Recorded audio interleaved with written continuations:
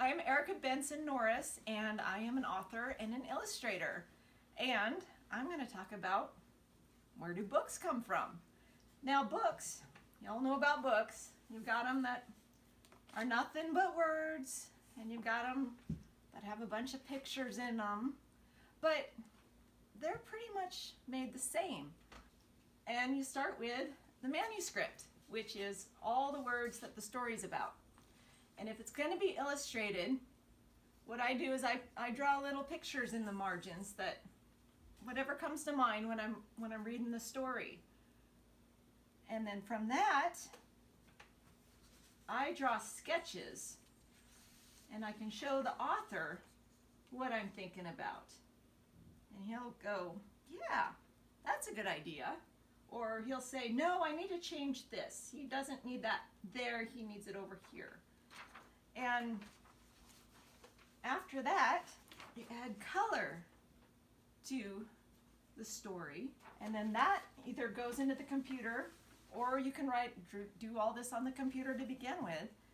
And once you're happy and you have the words where you want them, then you send it to the publisher. And the publisher is the place where they print the stories and make them into books. And then you wait and you wait and you wait, and finally you get a rough draft of your book. And then you look at it. It'll look just like this one. It's a real book. But then you'll see, oh, the words, they need to move here, or I need to fix this. And so you fix all the problems that you see with your book. And then once it's perfect, you send it in again, and then you have a book. And that's how books are made. Okay, so today we're going to be making a book of our own. And we're going to have a cover and pages inside. And so we're going to start with our pages and some yarn. And we're going to put the yarn in through our pages.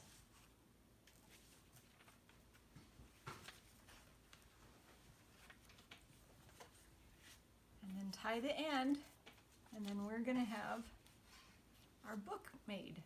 Okay, so we're going to make our book, and what we have here is some blue rickrack for our ocean, and we have some eyes, and I'm going to draw the rest of it. And so your book can be about whatever you want. You have to decide what your book is about. It's very important that you write about something that you know. You can write about your favorite things, like dinosaurs and unicorns and mermaids, or bugs and slugs and spiders. Or you can make jokes. Because books, why do we need books?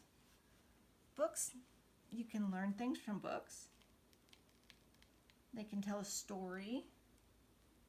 They can make people laugh. Those are my favorite books. I love books that make me laugh. You can share recipes.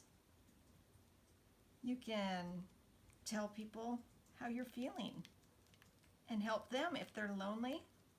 You can say, I went through that. If you want to make people fall asleep, hey, it's time for bed. You can share your dreams with them. And you can help others by teaching something that you know.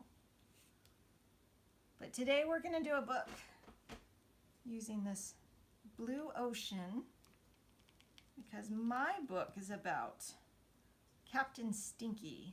And Captain Stinky, he's a captain of a boat out on the ocean, but he doesn't like to take a bath.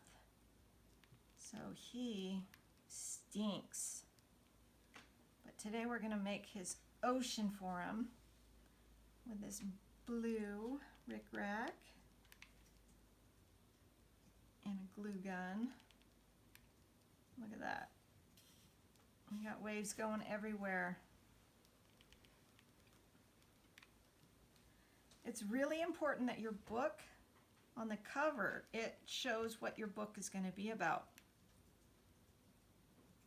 So you need to make sure that whatever your book will be, just some part of that on the cover is going to look like what's going to be inside, because people are going to say, what's this book about? Well, this one you can see has ocean waves. So, okay, this is going to be out in the ocean. And it's important that you write your name on this, because then people know this is your book. And it's kind of fun to put either your age or the date on it, so you can look back when you're grown up and go, I wrote that story when I was 6. It's amazing how much I knew when I was 6. So what we've done is we put the glue on here, and we've got our little waves. And then I'm going to just take a regular pencil, and I'm going to draw my Captain Stinky. He's got a big hat with a little ship's anchor on it. He's got a big nose. He's got some big cheeks. You have to make his cheeks really big, make room for those eyes. And he's got an ear. He's got a big beard. So there's Captain Stinky's head with no eyes. And then with Captain Stinky, we have Sailor Puss. And Sailor Puss gets in all kinds of trouble. He doesn't mean to, but that's what he does. He's supposed to catch mice and be on the lookout for pirates, but he falls asleep a lot. So it's kind of hard for Sailor Puss to do everything he needs to do and not let the ship hit a rock or get taken over by pirates. But there's Captain Stinky and Sailor Puss, and I'm going to add their little eyes.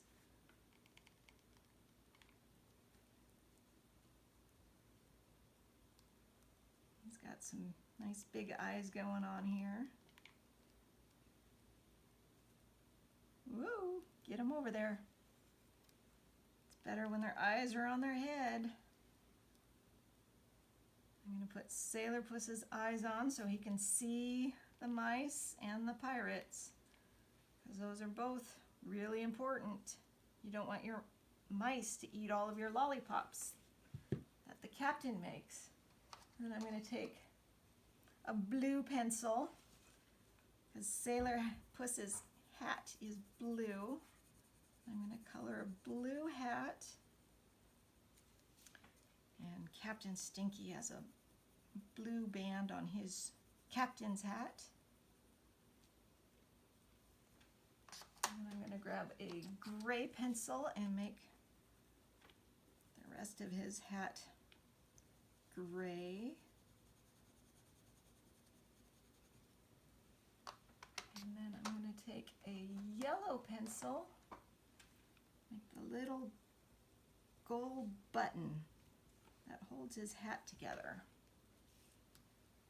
And I might add some pink on Captain Stinky's cheeks, because they're out in the sea. So it's cold and windy. I'm going to put a little color in Sailor Puss's ear, maybe just a little gray on the bottom of his hat. And so there you go. Well, thank you guys for watching. I'm Erika Bentsen Norris, and if you want to see any of my books, they're available at the library or online. I have Big People books too.